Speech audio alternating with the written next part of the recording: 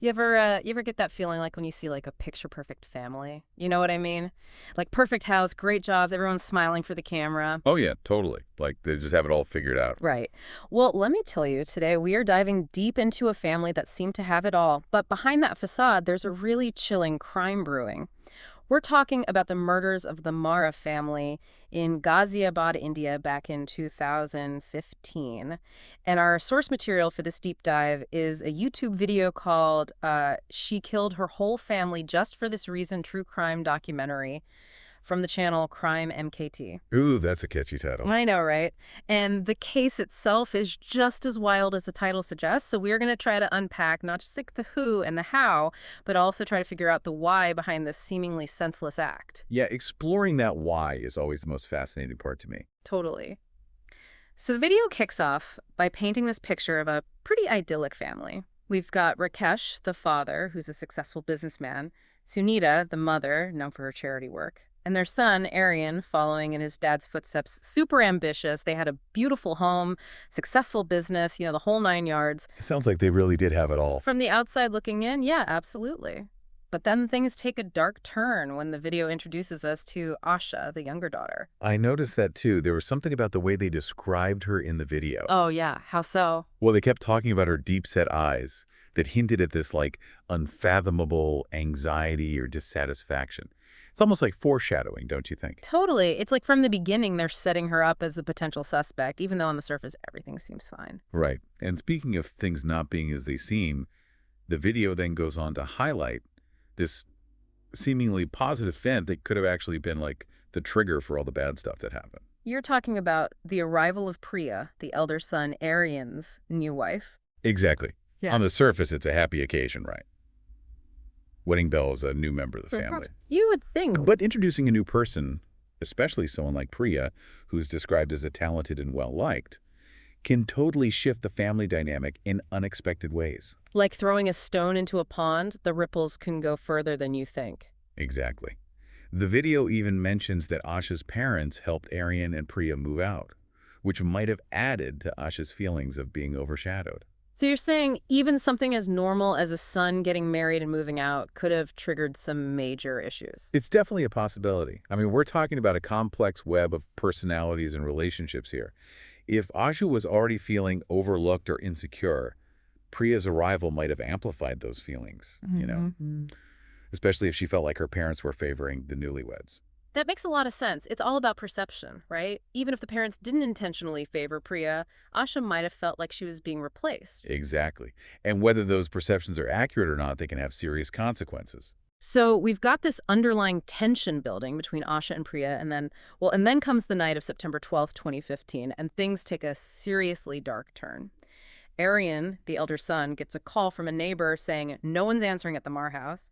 He rushes home and, well, It's a bloodbath. yeah, it's a horrific scene. The video doesn't hold back on the details. Rakesh, the father, is found in the living room, stabbed 15 times. Oh my God. Sunita, the mother, they find her in the kitchen with 12 stab wounds. And Priya. Priya was found in her bedroom with 35 stab wounds. 35. It's a level of violence that goes beyond just anger. It feels incredibly personal and targeted. Like there was rage directed at specific people. Exactly, and the fact that nothing was stolen, no signs of forced entry, immediately rules out robbery as a motive. So this wasn't about money at all. This was driven by something way more sinister. Right, this is about personal conflict, rage, resentment. All signs point to a deeply personal motive within the family, but the question is who harbored that kind of anger and why? Well, as the investigation unfolds, the spotlight quickly shifts to Asha. Asha. You mean the daughter? Yeah, remember those hints about her unfathomable anxiety and dissatisfaction? Oh, wow. Yeah, suddenly those descriptions seem way more significant. Right, and it doesn't stop there. Yeah. The plea uncovers some pretty damning evidence against Asha. Like what? Well, first, her alibi for the night of the murders was full of holes. Mm. Her relationship with Priya was strained, to say the least. And then there's this bombshell.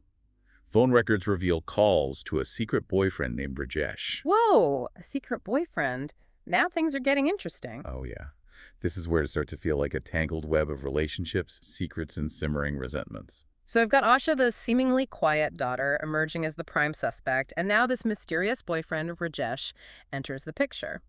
this is getting good. It is, and we'll dive deeper into all of this after a quick break, so stay with us. So we left off with Asha emerging as like the prime suspect, and then there's this whole secret boyfriend thing going on. Right. Raja, he really adds another layer of complexity to this whole case. Yeah, for sure. Because initially he denied knowing anything about the murders. He said he was just helping Asha, like, teach Priya a lesson. Teach Priya a lesson, Yeah. which, knowing what we know now, is pretty ominous considering how violent things got. Yeah, exactly. It makes you wonder what their original plan was, maybe just to intimidate her, scare her into leaving the family or something.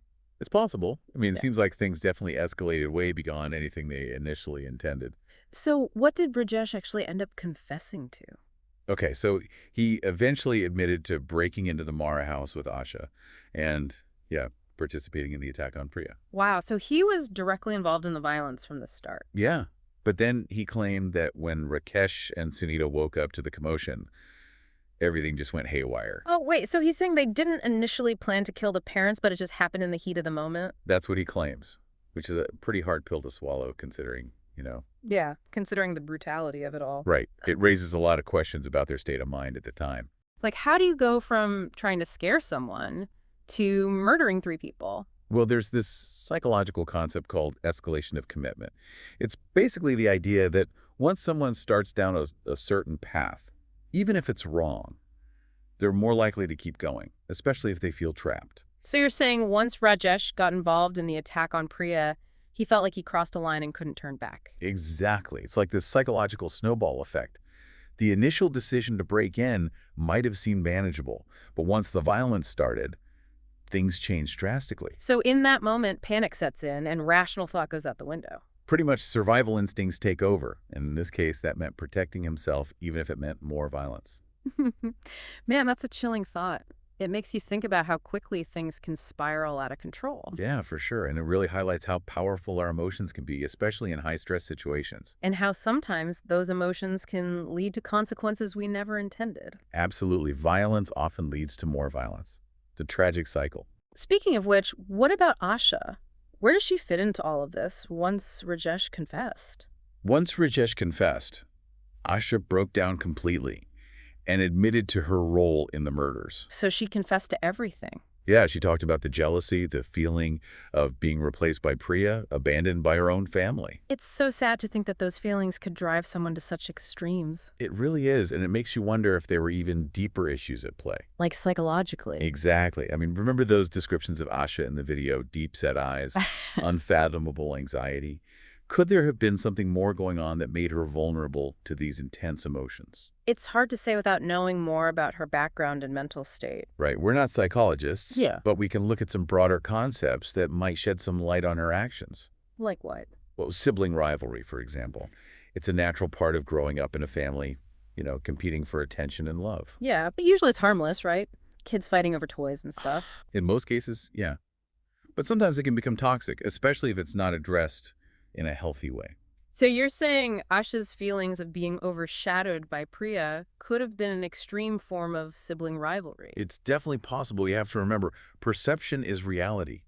Even if Asha's parents didn't intentionally favor Priya, she might have perceived it that way, and that perception could have fueled her resentment. And ultimately led to those horrible actions. It's a tragic chain of events, and it really emphasizes the importance of understanding and addressing mental health within families. Yeah, you have to wonder if Asha had felt comfortable talking to her parents about her insecurities or if she had had access to therapy. Could this have been prevented? It's impossible to know for sure, but it highlights the need for greater awareness and support around mental health issues. It's so true. We need to create an environment where it's okay to not be okay, and seeking help is encouraged, not stigmatized. Exactly. We need to start seeing mental health as just as important as physical health. But this case also raises questions about Indian society as a whole. I mean, it wasn't just a family tragedy, it captivated the entire nation. You're right, it resonated with people on a much deeper level. So what does that tell us about the pressures and expectations placed on families in India? Well, India is a country undergoing a lot of change, right? There's this huge emphasis on individual success, material wealth maintaining a certain social image.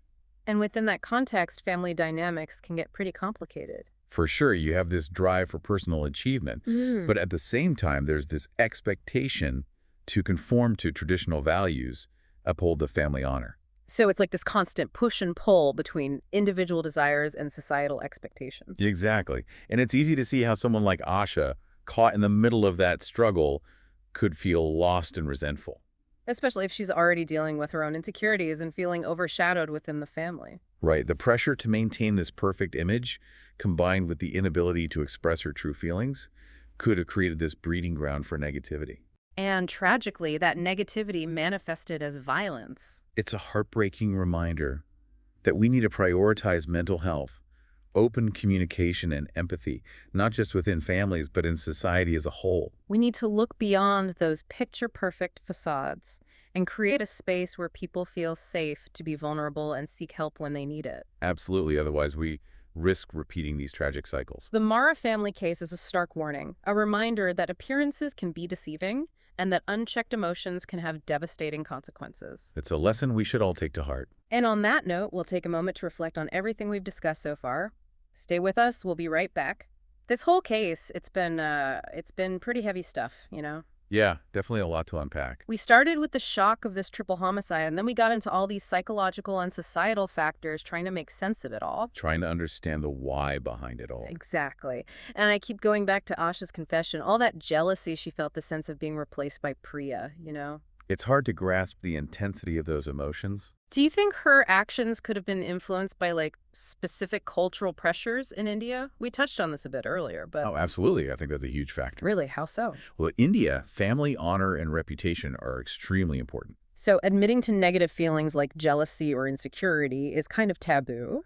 It can be, yeah. In some contexts, it's seen as shameful, bringing dishonor to the family. So there's this pressure to maintain a perfect image, even if it means hiding your true feelings. Exactly. And that pressure can be even more intense for young people trying to find their place in a rapidly changing society. Where traditional values clash with modern aspirations. Exactly. It's like a double-edged sword. On one hand, you're encouraged to achieve success, be independent, but then there's this expectation to conform to family norms and uphold their reputation. It's a tough balance to strike. And I can see how someone like Asha, already feeling insecure and overshadowed, could feel trapped between those two worlds. So the pressure to keep up appearances combined with not being able to express her true feelings created this like perfect storm of negativity. And unfortunately, that negativity led to violence. It's so sad because maybe things could have been different if she had felt safe to open up to someone you know. It's a tragic reminder that we need to prioritize mental health, create environments where people feel comfortable seeking help. And not just in India, but everywhere. Absolutely. Mental health is just as important as physical health. But what about within families specifically? How can we prevent these kinds of tragedies from happening again? Communication is key, creating a space where open and honest dialogue is encouraged. So it's not just about telling kids to talk about their feelings. It's about actually listening and validating those feelings. Exactly. It's about building trust, showing empathy, and teaching young people how to manage their emotions effectively. Those are crucial life skills regardless of where you're from, For sure. And sometimes families need a little extra help. like therapy. Yeah. Therapists can provide guidance and support, help families communicate better, and address underlying issues. It's great to see therapy becoming more normalized. It's definitely a step in the right direction. This whole deep dive has been, it's been a journey. It has. We went from shock and horror to exploring complex psychological and societal issues. The Mara family murders were just this tragic mix of individual choices, family dynamics, and societal pressures. And while we can't change what happened, we can learn from it. Right. We can use this case to spark conversations about mental health, family communication, and the importance of creating a supportive environment for everyone. We need to break down those walls of silence and stigma. And to our listeners, we leave you with this. What can you do in your own families and communities to foster a culture of empathy, open communication, and well-being? It's a question worth thinking about because even small actions can make a big difference. Sometimes just listening can be the most powerful thing you can do. Thanks for joining us on this deep dive into the Mara family case. It's been, Heavy but important. yeah, heavy but important.